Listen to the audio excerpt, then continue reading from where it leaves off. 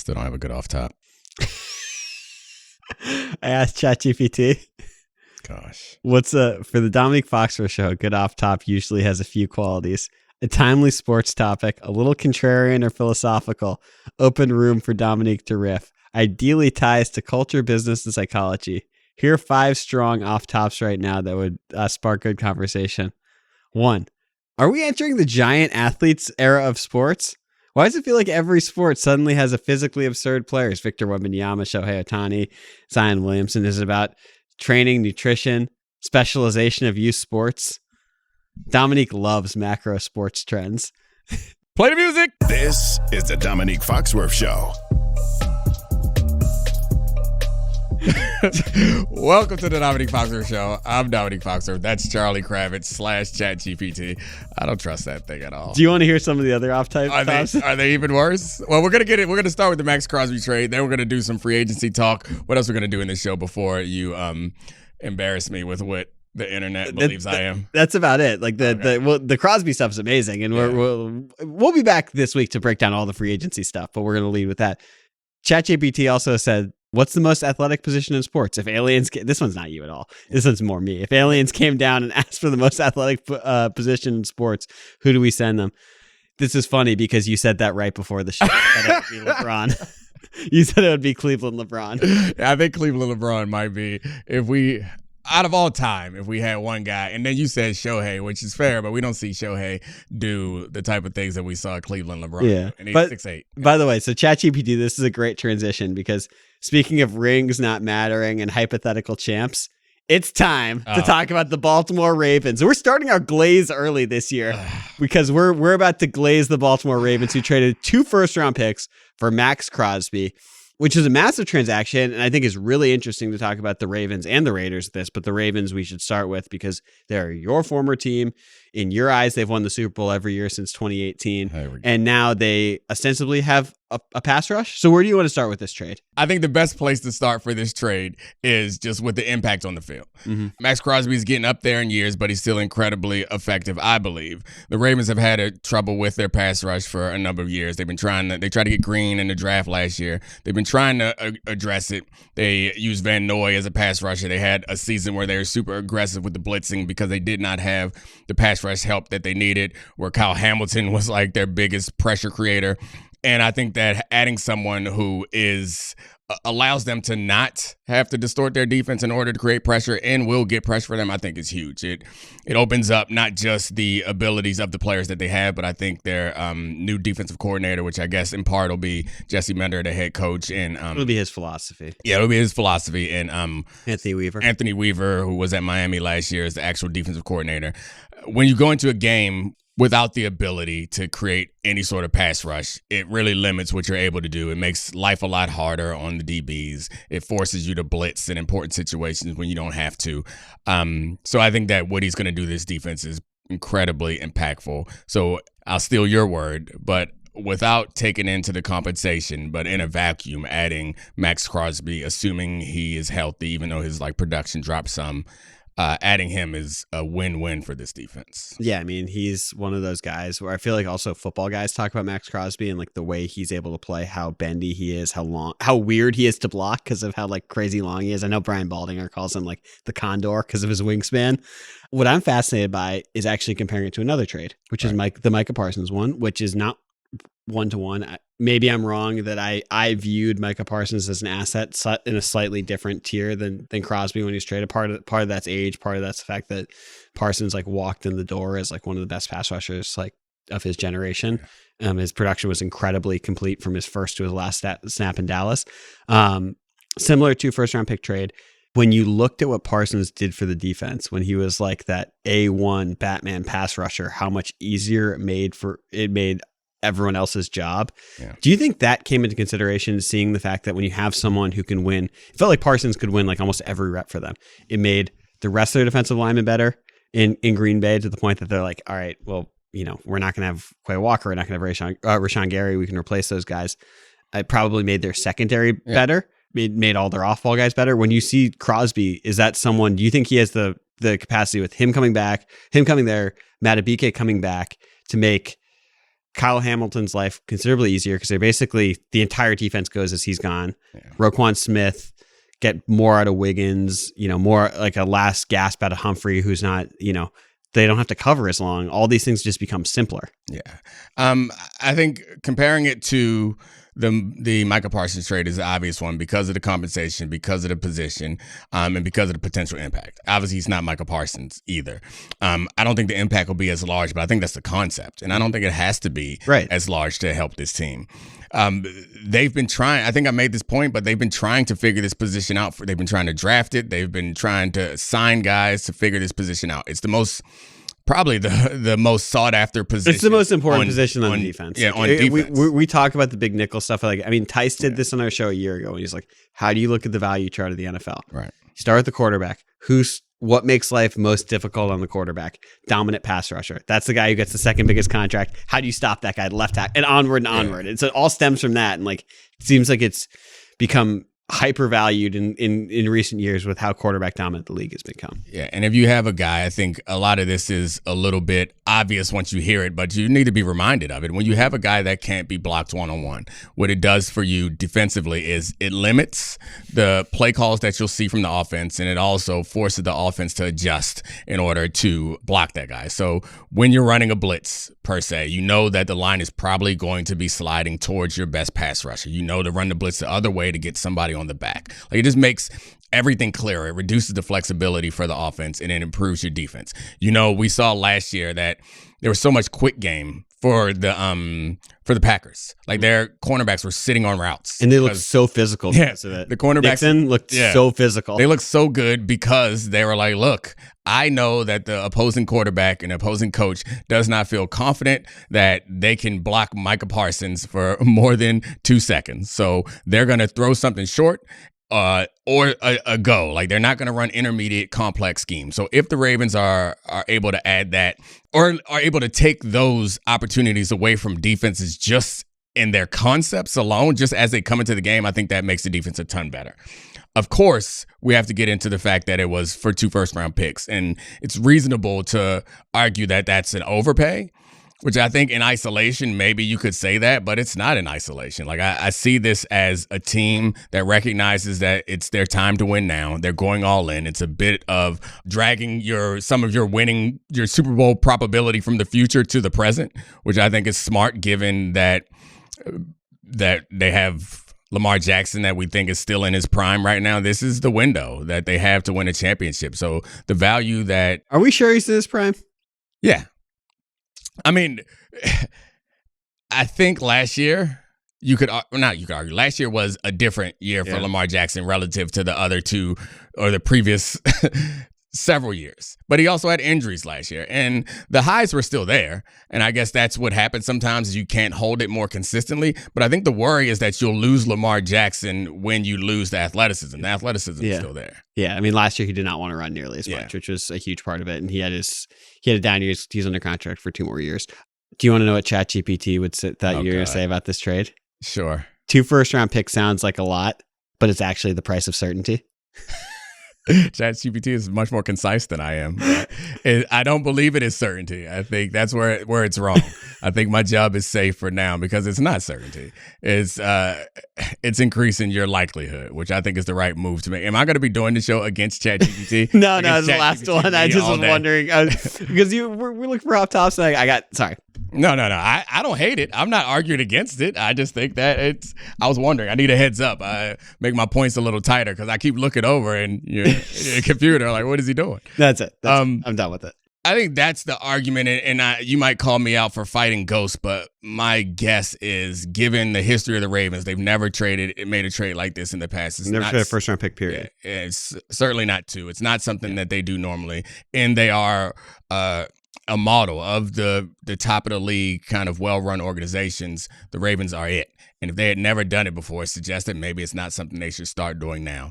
But they also have never had a player like Lamar and been in this situation. There's an easy argument against it, but I think the obvious answer is it's the right move if you believe that it's going to improve your defense the way that I think it will. What do you think it has to be viewed as a success? This trade? Is it going to be results or process driven? Because I think we can go back to the process of it. But this is a team that's made the AFC Championship. They've flamed out in the playoffs, whether it's by bad performances by Lamar, drops by Mark Andrews, random bad luck, et cetera, et cetera. They're the team that, like, even when they lose in the playoffs, our cohorts are like, they were the best team. Yeah. I mean, I think this is where the friction between process over results, I think really the rubber hits the road, because you can't say that you're a process over results person and also believe that, well, I guess there's an argument to make that this is the right process. But I think in a raw way to look at this, the compensation was too high for a player like this at this point, at this age. However, I think the results matter. And the results that matter to me is, does this immediately improve the defense? I kind of agree with you on that. I think it's like, even if they had like a random bad bounce, lost in divisional round again, but if Maxx Crosby makes the defense so much better and all the guys, you feel so much better about the roster about it, I still think, like, back to our vacuum. I still, in a vacuum, that's a successful trade. It's like the rest of the stuff around it, the other roster moves, the other bad bounces are. I think it's about what you're expecting. If you get the result that you expect, and I think they're expecting the things that we laid out at the top of this show, and if they get those back and they happen to lose in the playoffs for some other reason, then I think it was a good trade. You think so? Even it's like, if it's this team that wins 13. I know they didn't win 13 games last year. But a lot of stuff went wrong. The defense looked really bad. The interior offensive line, which still needs to be fixed, by the way. And this trade makes it harder to fix. Yeah. Right. Maybe they could have taken the Penn State guard at 14 if he was on the board, which is a legitimate counterfactual of this.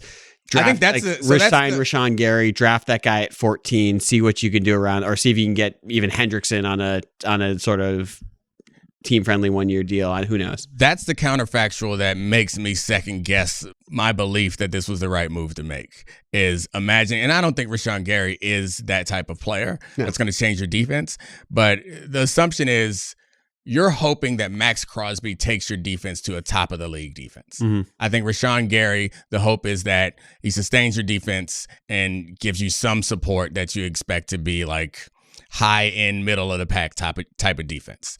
And then you improve the guard play, which was a big problem for them. And you improve the coaching with Minter. Yeah. That's coaching. Yeah, that's a counterfactual that I could understand someone making the argument for. Just making the argument that you shouldn't have signed him and not addressing that issue that's been it's been killing him for years now, I think, is the problem. You present something that sounds like a reasonable facsimile. That's not what they did, though, and I like what they did. Yeah. Yeah, I think. So what will you say if, like, a fan or, like, an analysis says, like, in a year, like, assuming there's not some other crazy move, or it's not like, you know, a contender that is we don't realize yet has just, like, emerged and is considerably better than everyone in the AFC, which we should get to the AFC big picture stuff at some point. But, like, success or failure, this team loses in the first or second round again. How, like, it doesn't actually really change the outcome of this, but a fan is like, this was stupid. This was never the problem to begin with. So they won't be wrong. Like, if they don't win, if they lose in the first round, it's going to be a failure. They're going to think they would have thought it was a failure with or without Maxx Crosby. It's a bigger failure if you paid 2 first-round picks and you lose in the first round. But what I have a problem with is, and this is where the process result friction comes up, is I get how the result is ultimately what matters in this league and in this sport. And I'm not a process-only type of guy, because I do believe the results matter. But you have to kind of evaluate it in the situation. And you're going to make fun of me because I like to do probabilities, but I already brought it into the conversation once. I think you have to evaluate it that way. It's like, how much have you increased your chances right now? That's all we can do. How much have you increased your chances of winning a Super Bowl? And since the future with Lamar in particular might be a little bit gray, like right now it's their window. It's at least the end of a particular window. They might reset. Do you think this is like we're towards the end of the Lamar window?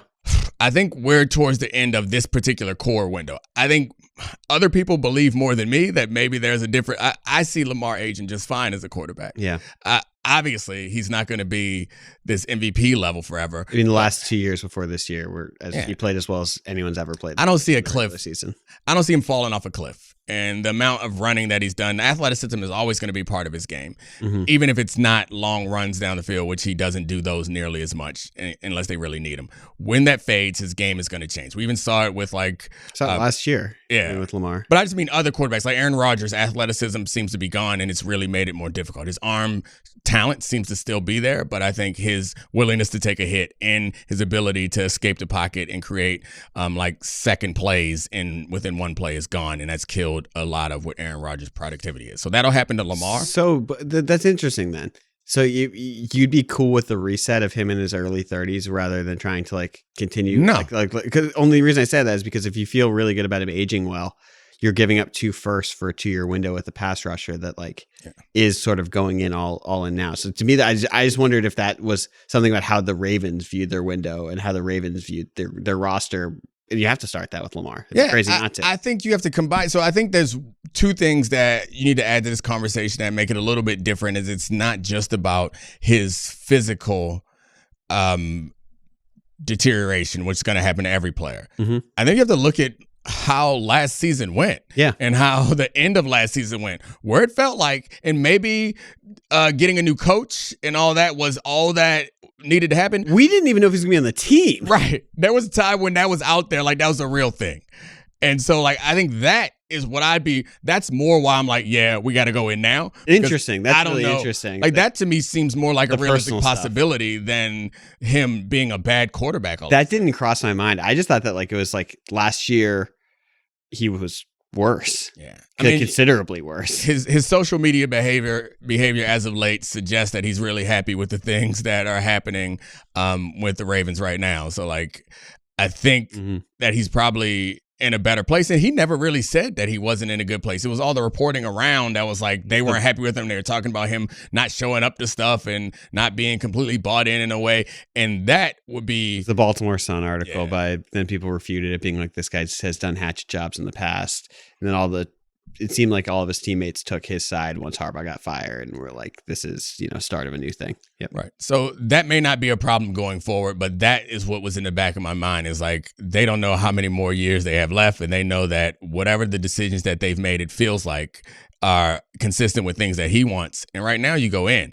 And so is he like the most powerful player in the league now where it's like he got rid of Harbaugh and then it's like I was thinking that I was saying that back when he got rid of Harbaugh, but then Josh Allen popped up and I was like, oh, he seems like it felt more Josh like he's crutching into Joe Brady's press conference. Yeah, like that felt more, and it's all speculative, but that felt more like it always comes back to Josh Allen and Lamar. That's it. I mean, that's the core of this league is Apollo Creed and Rocky. Yeah. Except Josh is the big strong one. Yeah. Those two this season is going to be big for both of them, right? And big for both of their GMs and front offices because they've both been really aggressive with the decisions that they've made. And they both see this as an all-in moment. Whether Mahomes is healthy or not, I think they all go in. But I think it doesn't hurt that Mahomes is not going to be in for at least early portion. And like, what do you think about it? I mean, like, it seems like the Chiefs. My read on this is it feels like gap year for them. The McDuffie trade, what Mahomes coming off an ACL and LCL, like we talked about this last show, and I agree. It feels like gap year, but last time we thought it was gap year, they won a Super Bowl. Last time we thought it was a gap year for the Celtics. Now they might win the NBA championship. Yeah. Who knows? But like the reason I said is like if I'm looking around at the AFC, like you can talk about when it's right to go all in a team's life cycle, and is this the right time for the Ravens, or have they done it perfectly, or the Bills who like with their desperation DJ Moore trade, but like genuinely you're looking at the AFC and you're like, holy Drake May played his worst 3 games and made the Super Bowl with this really flawed team because of the schedule, and he beat Jarrett Stidham in the AFC Championship game. Like, if it was ever more open, if it was ever more like of a black box of a conference where if you make your roster really good, you can go to the Super Bowl, it's now. Right. Yeah. Like, and we thought like 2 years ago, we're like, oh my God, you have to get through Allen, Jackson, Mahomes, and Burrow. It's going to be one of those 4 every single year. And it's like, well, now it seems like Burrow's team is pretty far away. It seemed like the Bills and Ravens were further away last year, and Mahomes is maybe on the shelf for a year. Not Mahomes, but like the Mahomes and the Chiefs are maybe on the shelf for a year. Sorry, Trey Wingo. I would never intimate that Mahomes isn't playing next year. Relax, Hal. Yeah. It's interesting because you're asking me these questions and you're having a good time. You made fun of me before the show about the Glazens and you're right. Like, I think I'm assuming that like the betting odds swing in the Ravens' favor. They could have traded 2 first-round picks for Emmanuel Forbes. You'd have been like, missing piece, we got him. Why do you pick on my man Emmanuel Forbes? He's a small corner. I like him. He hasn't played well though. But anyway, you were going to say that, but I'd like to hear your position on it. You think this was a good decision or nah? You just want to make fun of my opinions rather than I don't think it's clear necessarily. Like I think it was a good decision. I think it'll make the team better. Okay. But I don't think like the value is like clear. I don't think it's like a slam dunk. Like I think you could argue both sides. I think it was a slam dunk for the Raiders. Right. I think it was a better decision for the Raiders than it was for the Ravens. Like I think they're in the wilderness and now they have potentially a franchise quarterback coming in Mendoza. They have a second first-round pick each of the next 2 years. And like, we thought that was going to be one of the worst organizations in football. And now at least they have a chance. They have a pathway. They have a door. And the Ravens, I think, is like, it's much more complicated. Yeah. I think the Raiders, it's inarguable that the Raiders had no use for Maxx Crosby. They have a direction now. Yeah. So that I think is less to talk about there. We'll see how it works out with the decisions that they made. But I want to take it back to the Ravens, to evaluating the Ravens. I'm playing the result here. They win the Super Bowl. Like that. Yeah, I want to like pin you down. And it's not just you, it's just the general public. I feel like this is the conversation where this people are happy for Maxx Crosby to be there and think that it's a good fit and it's going to work out. But it does so much that's personality too. He's a perfect Raven. Yeah, he is. He fits right in. But it does feel like there's a segment of like the football smart guys that are like, oh, you paid too much. And I think you made, in our pre-show, you made a good argument for why you should stick to your like whatever your draft value chart is like that's where analytics actually pays dividend. It's what I think is like the most interesting thing about analytics in football is just that there are more roster decisions than there are in like basketball. And I mean, I know baseball is the minor league stuff, but you have considerations about the 40-man, who you're going to keep, prospects, et cetera, et cetera. But like in football, without guaranteed contracts, with 53 players on the roster, and assuming you have one carryover year to year with the quarterback and like a couple franchise players, you have more room to win on the margins in football year after year of making the right decision. That's sort of how Howie Roseman has made a lot of decisions. And if he wins 2% on each transaction, eventually it builds up and they have, a roster that we look at in the 2024 Eagles and like, that's one of the best rosters we've seen in the last 2 decades. And so like, if you were to say to me, don't go all in and continue to make smart, good choices, eventually that's the way to win, or that's the way to build a roster. Like I totally understand it. I think that is the analytics advantage. And like the risk that Howie would take is with like, and he trades. Right. I know. But I mean, the risks that he does take are kind of low cost, high reward risks. Where it's like moving a pass or moving an edge rusher to off the ball linebacker. Like it might turn out to be incredibly good, using a second round pick on a quarterback, which is a higher amount of risk. Yeah, he traded a first round pick for AJ Brown. Yeah, which turned out to be a really good thing, but it was basically the value of I think it was the 18th pick. It was the Treylon Burks pick. Right. Because they didn't want to pay, because I guess the Titans didn't want to pay him.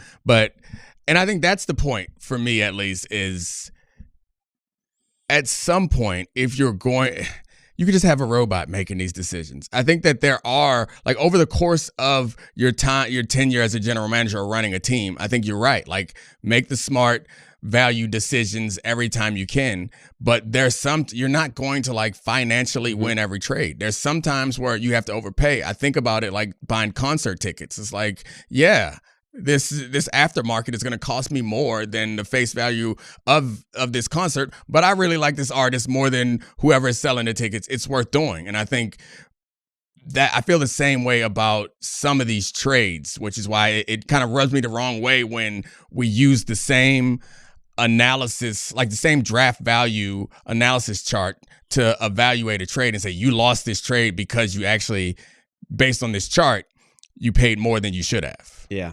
No, I get that. And I think that like discipline, like the Ravens could have been disciplined and won 10 games for the next decade. And like there's times to take risk, and like good gamblers make big bets when they think that they have perceived odds that are in their favor. And that might say more about the conference. They might more say about where they think they are in the life cycle of this team, or how they want to kowtow to them. I mean, we don't know. That's sort of a black box for us of what went into making this decision for them.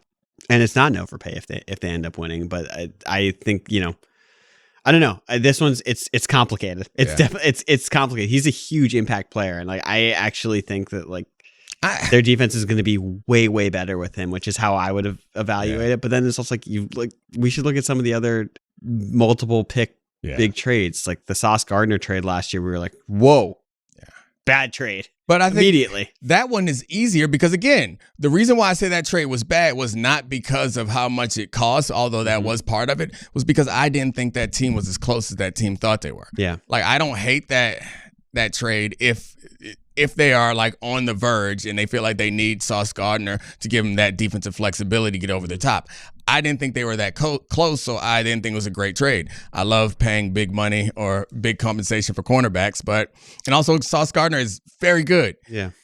He's not Patrick Surtain. Yeah. He's not locked down. We can turn all our attention away from him. And I do think that the Micah trade, even though he tore his ACL, I still think that was great trade. Great trade.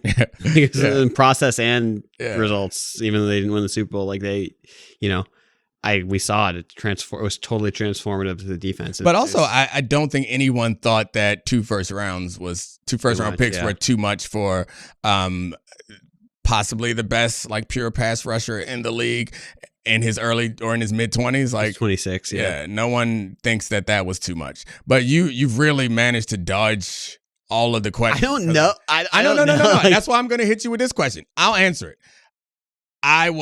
My initial reaction was damn, that's a lot. Yeah. I thought about it more, and if I were Eric DeCosta, would I make that trade? Is the question that I'll ask to make sure that you cannot wiggle out this anymore. They call you, and they say 2 first-round picks. Do you say yes, or do you say no? I would say yes. I think I would say no. Yeah. I'd say, how about 1 and a 3? Okay, no, it's not a negotiation. You don't get to walk away with Maxx Crosby. The point is, either you get him or you don't. And you're saying no. And I'd say, how about a 1 and a 3, Tom? No, that's 1,000 units of Botox. You still are trying to find a way to avoid making the firm decision. It's not the question. Isn't a 1 or a 3? The question is, do you take this trade, or do you the trade that you propose, or the other avenue you propose is signing Rashawn Gary. We don't know what he's going to get, but he's probably going to get a good amount of money in drafting a guard. Those are the choices. Sign Gary, draft a guard, or don't sign it in, draft a guard, and make the trade for Maxx Crosby. You don't get to pretend like you're going to negotiate him down. Future hair transplants, 1,000 units of Botox, and a first and a third. Fine. All right. Tom Brady says yes. No trade. You're not getting it. No trade. I wanted to take the other side. I'm honestly unsure because you don't have to take the other side. Yeah. We explored it all. Everything's on the table. I just was wondering what you would actually do. It's right on the line. That's one of the most interesting. I know. That's why you got to make the choice. You're refusing to make the choice. I've broken fine. The ESPN model. I'll stand by it if it goes all awry. I'll be like, damn, I blew that trade. But you're gonna be like, nah, see, I told you. And if it works out, you say, see, I would have got it for a 1 and a 3. I'm a disciplined coward. Oh gosh. So what do you think about the time they did this? Getting to waiting towards the end of the life cycle? Because I root for a team that quote unquote went all in Washington at the beginning of a life cycle, and they did it in a really dumb way for a window. But would you have liked to see this move when Lamar was 26 or 27? Because he's already won a bunch of MVPs and was one of the 3 best players in football, and they were so close. No, I don't. I mean, I think that they had we've said this is the joke. They've had Super Bowl caliber teams for much of Lamar's career, and they haven't won. So I think had they gone all in earlier when they were 13-4, I would have been like, why are you trading his first round picks? This team was good enough to win the Super Bowl, just had bad luck. They didn't get across the line. And you're trading these future picks. You're shortening your window. I would have been surprised and disappointed in that trade at that time. This feels like more of a time where the trade makes sense, where it feels like, all right, we're going to have to sign an extension at some point. We're going to have to make some new decisions at some point. Right now, this is our chance to go all in. I like it as a move now. I don't like it earlier. I agree. I asked oh God. I asked ChatGPT what I would say about the trade. And they said that I would talk about it in the real question isn't the picks, it's the window. It's about, they know that you would hide from it and not make a choice. Yeah. This is scary. When we first started the show, I was going to say my job is safe. My job feels less safe now. How do we differentiate ourselves? I got to go wild curveball now? We're going to have to really reevaluate our opinions. And you're supposed to say 2 late round firsts is the price of certainty, and I'm supposed to say 2 firsts is a lot, and then we move on. So I guess it's time. It's time to ask the final questions about this, which are, when you've looked, before we go to the rest of the free agency stuff, is when you've looked around the league about teams that have gone all in or haven't gone all in and have missed windows, is there like a lesson you've learned from that? Because like I think right now we're in an interesting spot. We just talked about the dip in the AFC, but we've also seen the Rams go them picks and then hit them picks afterwards and then rebuild. But they went all in. They won a Super Bowl, and they might be doing it again where they made this McDuffie trade. And I'm sure they're going to continue to make moves to improve already one of the complete rosters. Do you think about a team like the Cowboys? Do you think about Cowboys come to my mind as a team that has, like, statistically, they've been really good for a long period of time, but never really had any playoff success, which I think you would argue that over that period of time, one of these times they would have gotten lucky and gone on a run, or things would have broken in their favor.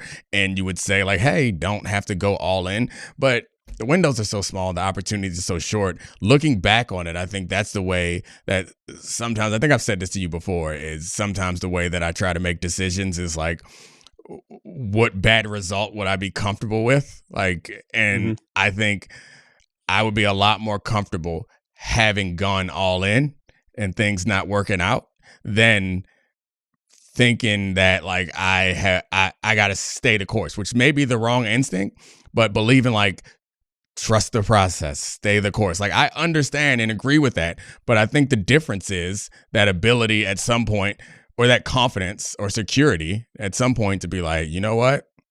This doesn't add up exactly the way it's supposed to add up, but I know we need this, and this will put us over the top, or this will give us a chance.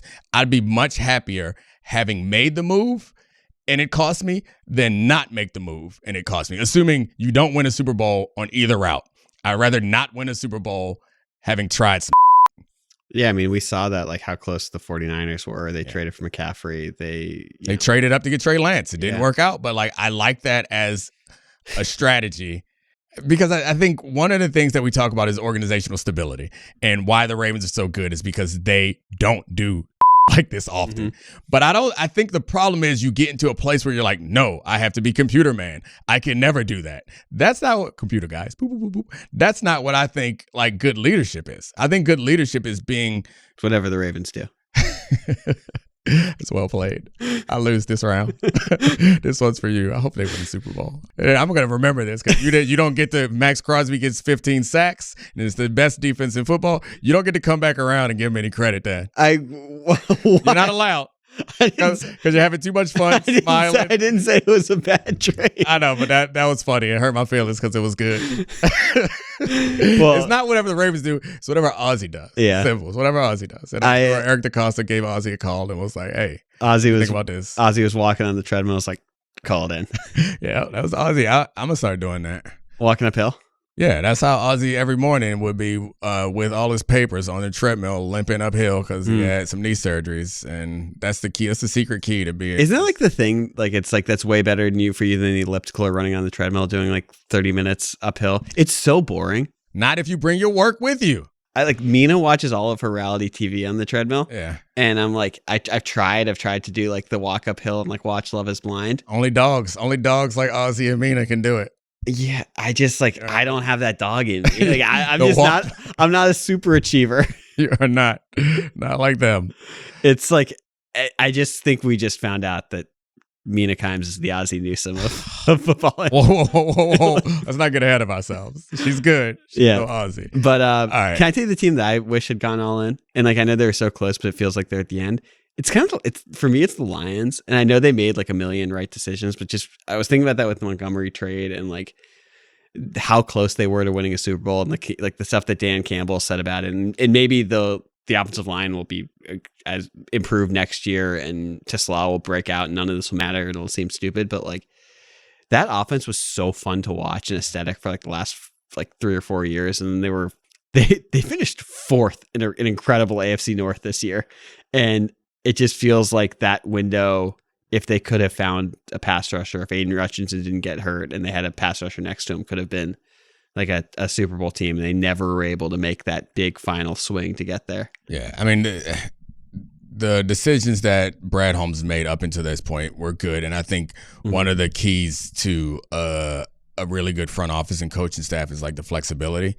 I think they were setting up for a rebuild when they got Jared Goff, and like the flexibility to be able to shift into like going after it. Because I assume that they didn't think that Jared Goff was going to be their long-term answer at quarterback, but they did, and they shifted into a pretty fast rebuild. And you're right, like looking back on that, I think it would have been nice. I don't know what the exact move is. I think you're right. Like another end to improve that defense that was like a man-heavy defense would have been nice, but they tried so many things around the edges of finding that. And then obviously the Hutchinson broken leg affected a lot of the plans too. And they just were so injured on defense the year that they never had the benefit of a quarterback on a rookie deal, which is like, it's funny that we have so many quarterbacks on rookie deals in the league right now. I'm not sure it's the advantage that it used to be, where you have quarterbacks playing well on rookie deals, but every team I think wants to have that move that they feel like swings their odds, and Maxx Crosby I think does swing the odds.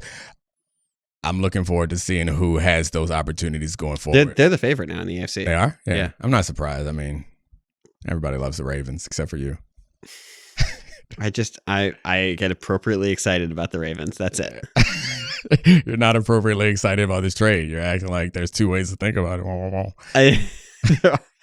No, you're right. There's 2 ways to think about it. Just like, it's so right on the line. Like I wonder if you had a value chart and if it was like, this is like directly on the line. I think there are ones when you win the trade and you're like, this is in the green. Call it in. Call it in. This idiot GM has called me. Like, but I think that all the stuff that we talked about at the top of the show is what puts it over the line. Is you're not just paying for this player. And of course, you're paying for what this player means to the rest of the players on your defense and how it improves your team.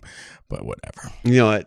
F it. I'm in. All right, good. You can come to the parade and the party. I think if any team won the Super Bowl, would I get an invite to the party? I feel like the Ravens is the only team that I might actually. The Broncos, I don't think I get an invite. That whole regime is different now. The Ravens might be the only team that still has the same regime from when I played. So we got to root for the Ravens. We got to go to the after party. I'm going to root for the Commanders, but I don't. Well, you're going to give Ravens versus Commander. There's an after party whether you win or lose. There's always an after party. I've gone to plenty of Commanders loss after party. Talk about the Super Bowl. Man. Let's talk about a couple teams that were on the eve of free agency. When you hear this, free agency will be starting today, on the Monday. We're recording this on Sunday, and so we don't know all the deals that are going to happen. We'll update you as this happen as they come in, but I think an interesting way to look at this is teams that can swing the upcoming season based on how free agency and the draft and offseason goes, of teams like, so there's going to be a team that surprises. It's not just all playoff teams, but a lot of them are somewhat predictable.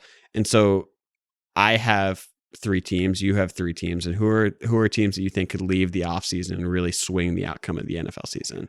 We'll go one for one. Right. I think the Texans are at the top of my list of teams that could swing the offseason.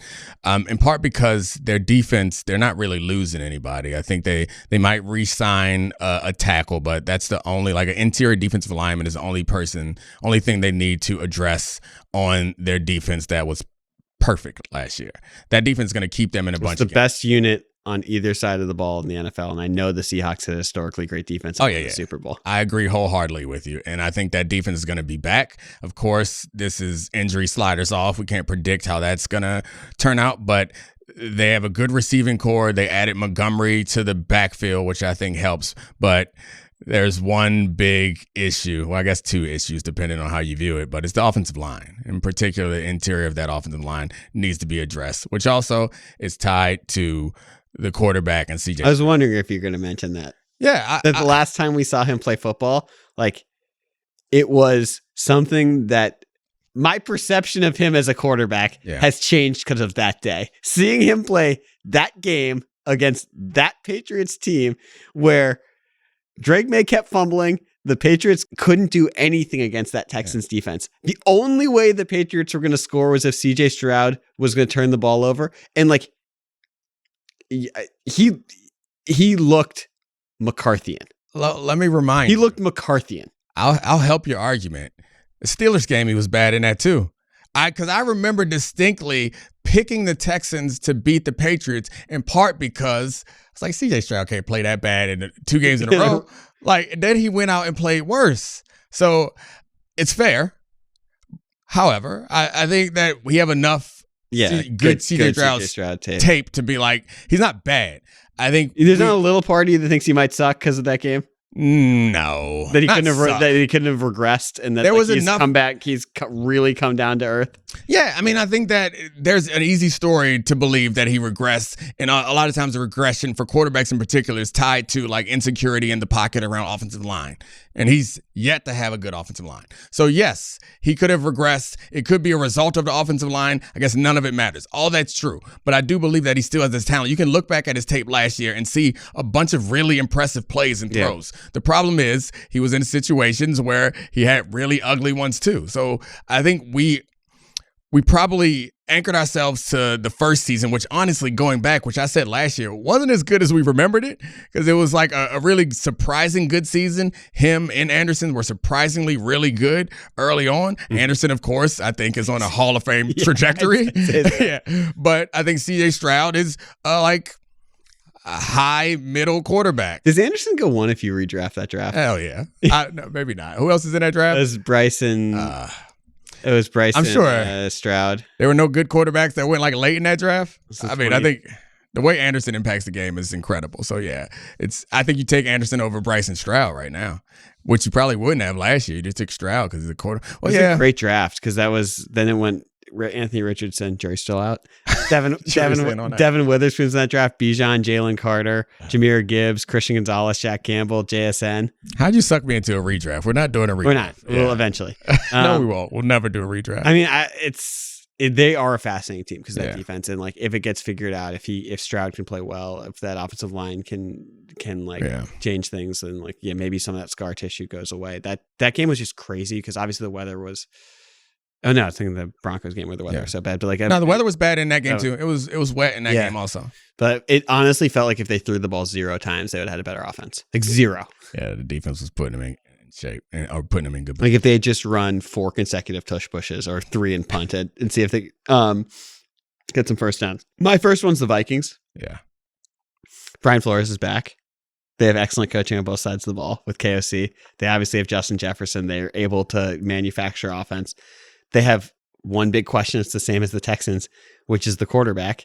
And maybe they're the team when you're listening to this that signed Kyler Murray. And the whole Kyler Murray discussion, like I understand that there are flaws to this. It's gotten so weird. Given the quarterback situation, the idea of him on like a $1 million deal where he cuts like $1 million against your cap, or like having that or JJ McCarthy is crazy. The upgrade that could be there. And it's like, are they just like hiding in plain sight that we're going to look up and it's like, oh, they're a 12-win team again, and Flores is coaching this defense to be crazy, and Kyler's the comeback player of the year. Or they trade for Mac Jones, who we know can play in a system like that, and he's like very competent in that, and like it's just a huge upgrade, and the team is immediately like very, very good again. Yeah, I don't think they're hiding though. Yeah. Like, I mean, I think you're a lot right. Of people think this. I think we all expect that they are the team they were last year, and they are this year that we feel like is a quarterback away. Mm-hmm. And I mean, with Darashaw hopefully fully healthy and playing well, like they have a good offensive line, and that's a huge thing because I think that gives you more flexibility with what you do offensively. But yeah, the defense is going to be good, assuming Brian Flores will be able to coach him up. He doesn't really put bad defenses on the field. So, yeah, I think it's not a whole bunch of... He's out there just everyone. He might have changed some. He might have softened after his time in Miami. Did our opinion of that, because I felt like at that time we all were like, hey, coaches don't be but things have fallen apart in Miami since, and I feel like maybe people going back like, hey, maybe they needed that was the funniest thing that Stephen Ross was like, we need a disciplinary. They got rid of Mike McDaniel, and then you had like Raheem Mostert being like, he didn't command enough respect. That wasn't fair though. Well, whatever. All right, my other team is a bit of a cheat, though, I guess, is the Bills. If you get away with the Vikings, I can say the Bills. Oh, yeah. I mean, the Bills, they have Jim Leonard taking over the defense, and he's coming from the Broncos. Obviously, the defense is where they need more help, considering the fact that they re-signed McGovern. Maybe they'll sign the guard Edwards, too, or they'll find someone else like Isaac Seumalo. There are guards available. I'm less concerned about them addressing that position for the great offensive line. They traded a second-round pick for DJ Moore, which I like the move when it happened. Now when I'm looking at these other holes, I'm thinking like, hey, sure would have been nice to have a second-round pick to address some of these defensive shortcomings. But they got rid of Teron Johnson. Yeah, but the defensive issues are interesting to me because assuming Jim Leonard is trying to run something similar to what they did with the Broncos, like it's a 3-4 with good pass rushers and a lot of man coverage. So, like, that's the big difference is they didn't have the greatest man corners. I think Hairston will be fine in that situation. We'll see whoever else they can sign. So I think signing free agents at corner and through the draft will really help me feel more confident about this defense. I wonder if they feel secure with their receiving core now. I hope they do. Like, you don't trade away that second-round pick and then still think you have to sign a big free agent receiver, but maybe they do. Go get Mike Evans. Get another one. Bring back Diggs. Yeah, That's not happening. Sign Alec Pierce. Yeah, I mean, Rashid Shaheed. Like, has Alec Pierce become the most underrated and overrated receiver coming into this? I mean, I think Alec Pierce is... I love him. Yeah. He's great. He's going to be a commander. I would love that. Yeah, that would be awesome. We'll see. Oh, underrated then. It'll work perfectly, like the deep ball throwing of Jaden Daniels and Alec Pierce taking the roof off the defense. Alec on one side, Scary Terry on the other. Yeah. Super Bowl championship. I mean, I just want a good offense. I just want a good offense. Yeah, that's my next team, the Commanders, where we're going to swing the... I'm just kidding. Yeah, okay. That's what I'm saying. We got a lot of holes. You lost me. Got a lot of holes. Yeah. Not at quarterback. No. You know what? This is a really interesting one. The Seahawks and how they handle their offense. Because obviously they're a funnel to JSN to begin with, but they didn't franchise tag Kenneth Walker. It's a really weird running back draft. Really weird. Not saying that that's everything, but I think there's a world where if they don't handle this offseason and find another pass catching option, Shaheed's gone, Kenneth Walker's gone, where despite the fact that they're incredibly well coached, they're the Super Bowl champions, we have so much more faith in Darnold and JSN, and particularly Darnold, than we did last year, and the defense is going to be excellent. Where I kind of think if they don't nail the offseason offensively, they could be a considerably less special team next year. Oh yeah, I mean they're gonna lose Mafe and like Job and Reek. No Kubiak. Yeah, Mafe the pass rusher. Job and Reek are the corners. That I mean I know that Reek Woolen was like on the outs, but like he's still a good player. The team is going to change. It's going to look different. I think this is, long story short, their quarterback is not a top of the league quarterback. Yeah. And this is why the margin of error is so slim for teams that win in a situation like that. How much less faith do you have in him without Kubiak there? I don't know. I'm not sure that my faith in him, because I don't think that, I wasn't all that high on him last year. Yeah. So like I don't think the Kubiak thing matters as much. Like he's shown that he could play well under Kubiak. He played well with KOC and with the weapons there. I think the running game is the most important part. I think he needs that. That helps him out a great deal. So that's why the margin is so slim for them. Is a great quarterback allows you to get away with a lot more, and he's not great. I don't think anybody would argue that he's great, even though he's a Super Bowl champion. So that's why it's interesting is, to your point about making a bunch of little decisions right, they can't afford to make too many wrong decisions. Like you could blow a bunch of decisions if you have a top of the league quarterback, which they don't. Yeah. If you want to hear someone just talk about Sam Darnold being a top of the league quarterback, listen to The Right Time with Bomani Jones. Oh, all he does is talk about how Sam Darnold is the best. Check out his Super Bowl pod.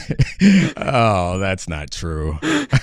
You're gonna have somebody disappointed when they go there, and he starts calling them same. Do you have any more? Oh, I mean, I think I felt like those were a little bit easy, so I threw the Giants in there too.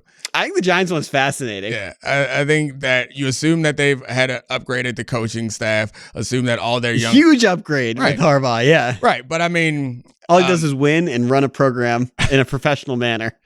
And all their young players get a year older. They have one really good offensive lineman, and this feels like they have a quarterback who's turns his brain into mashed potatoes on a weekly basis, a running back who is as fun as it gets, but had his ankle go the wrong way. They have Malik Neighbors, who was walking with a cane 2 months after ACL surgery, but when he played was probably a top 5 receiver in the NFL over his first 20 games. And they can get after the quarterback. Yeah, they have a lot of the hardest things to find. They already have. The only problem with them is the quarterback's young, and they need the same thing that everyone else needs, O-lineman. And so, like, they have a left tackle, which is hard to find. But it feels like this year, a lot of the teams that I'm like, hey, if they could just fix this, all of them is like guards and centers. And you add the Bears in there also, and that's the same thing that I think the Giants need. But how fun were they when they were healthy before? Like, it got like real old at the end. Yeah. Just seeing the Dart go into the blue tent a lot, but like, it was really fun when him and Scadaboo were playing. And Dart was good all the way through. Like, he can clearly play. And I think it all is built around taking the pressure off of him. And so he doesn't feel like he has to like make all these plays. And the defense, I think, has a really good foundation with that front four. So that if I'm picking one team that comes out of nowhere, I'm not sure. Yeah, the things that they have to do in the offseason and through the draft and free agency is going to be solidify that offensive line. I think add another weapon too for Neighbors, but that's that. So we agree on the Ravens trade. Yeah, we agree. Great trade. You're going to pretend like you were joking if it doesn't work out. I'm like, no, you made me do it. Anyway. You can check back the tape. I don't know, Jim. It's really close. When we do the end of the year show, when we embarrass ourselves with all the things we got wrong, you're going to cut out the portion of this conversation where you were like, nah, I don't know, it's right on the line. And if it works out, you cut out the portion where you're all in. I know your game. Of course. You and Brian trying to make me look bad. Anyway, thank you so much, Charlie, for joining us. Thanks to all the great producers.